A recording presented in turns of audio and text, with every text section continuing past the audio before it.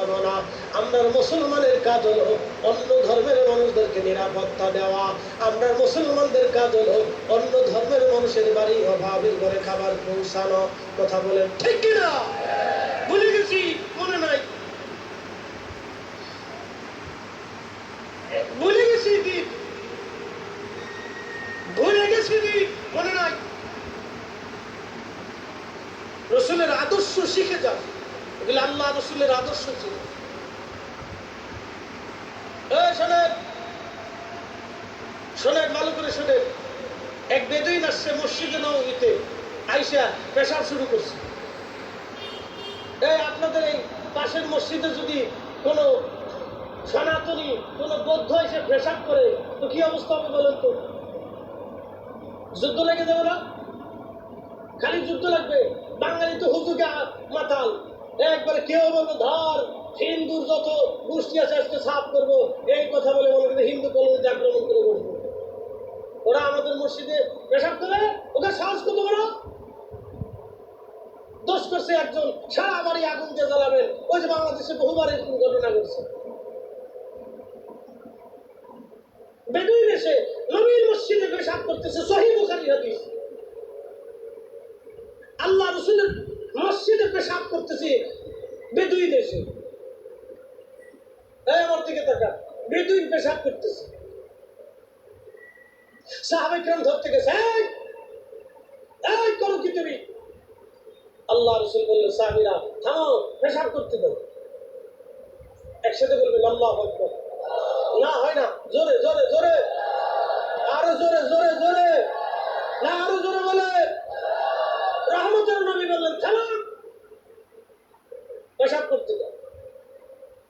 কোন মসজিদ বলেন তো যে মসজিদে রিয়াজুল জান্নাহ? কোন মসজিদ বলেন তো যে মসজিদে এক রাকাত নামাজ পড়লে 50,000 রাকাতের সওয়াব? কোন মসজিদ বলেন তো যে মসজিদে হাজার হাজার সাহাবী নামাজ পড়েছে? কোন মসজিদ বলেন তো যে মসজিদের সরাসরি ইমাম রাহমাতুল লিল আলামিন? কোন মসজিদ বলেন তো যে মসজিদে বারে বারে জিবরাইল আমিন আসছে?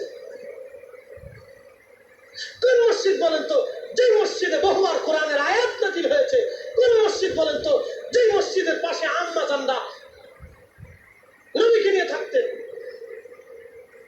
কোন মসজিদ বলেন তো যে মসজিদের 4 খলিফা तमाम দুনিয়া শাসন করেছে?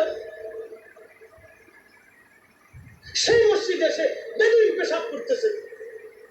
সাহাবীরা ধরতে গেছে, নবী বলেন, থামো, ধরো না, বাধা দিও না, পেশাব করতে দাও। ইহসান শিখে যায়, এটা নবী ইহসান, দয়া। বেদুইন ভুল করলে সাহাবীরা তো করতে পারে না। আমার দিকে তাকান। আল্লাহর নবী ডাক দেন, সাহাবীরা থামো, বেদুইনকে পেশাব করতে দাও। বেদুইন পেশাব শেষ করে ফেললেন। নবীজি বলেন, সাহাবীরা রে, মশক করে পানি আনো, কলস ভরে পানি আনো। পানি এনে যেখানে পেশাব করেছে পানি দিয়ে ঢেলে মসজিদ পরিষ্কার করে দাও। যদি বাংলাদেশে হচ্ছে এরকম কাণ্ড, বলেন, মনোযোগ দেন। আল্লাহ রাসূল বললেন, সাহাবীরা পানি দিয়ে মসজিদ পরিষ্কার করো। একসাথে বলবেন আল্লাহু আকবার। মসজিদ পরিষ্কার করে দাও। মসজিদ পরিষ্কার হয়ে গেল।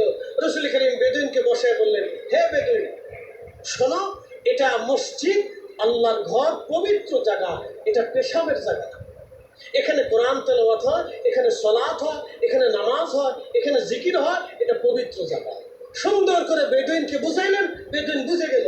একসাথে বলবেন না মাথাও, না আরো জোরে জোরে জোরে বলেন, জোরে। এটার নাম ইসলাম। শুনিয়া যান, চট্টগ্রামবাসী, রহমতের নবী দুনিয়ার ভিতরে এসেছিলেন। তিনি 40 বছরে কোরআন নাজিল হলো। 40 বছরের সময় কোরআন শরীফ নাজিল হলো। তাহলে বাকি 40 বছর নবীজি দুনিয়াতে কি কাজ করেছিলেন?